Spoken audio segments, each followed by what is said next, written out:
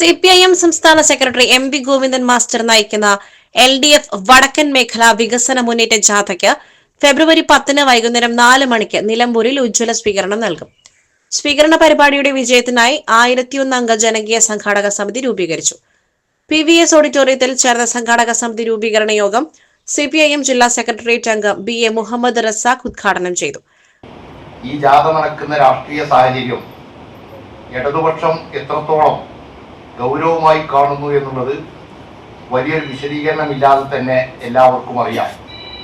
കേരളം ഇന്ന് ഭയാനകരമായ ഒരവസ്ഥയിലേക്ക് നമ്മുടെ രാഷ്ട്രീയ മണ്ഡലം മാറിക്കൊണ്ടിരിക്കുന്നു. നമ്മളെ ഏവരെയും ആശങ്കപ്പെടുത്തുന്നതും ഉത്കണ്ഠപ്പെടുത്തുന്നതുമായ നിരവധി സംഭവങ്ങൾ കേരള രാഷ്ട്രീയത്തിൽ പുതുതായി ഉരുത്തിരിഞ്ഞു വന്നിരിക്കുന്നു. അത് നിങ്ങൾക്കറിയാവുന്നതുപോലെ ഈ കഴിഞ്ഞ തദ്ദേശ സ്വയംഭരണ തെരഞ്ഞെടുപ്പുകളിലെ തെരഞ്ഞെടുപ്പ് പ്രവർത്തന രംഗത്ത് അഴിച്ചുവിട്ട ആക്ഷേപങ്ങളും ആരോപണങ്ങളും അത് പരിശോധിച്ചാൽ മാത്രം അത് ബോധ്യപ്പെടും. വിവിധ രാഷ്ട്രീയ കക്ഷി നേതാക്കളായ E Padmakshan, M Mujeeb Rahman, Mohanan, Paranthan Naushad, Paratti Kunhan, George master, Victor TJ, Shamsu Vettekodan എന്നിവർ സംസാരിച്ചു.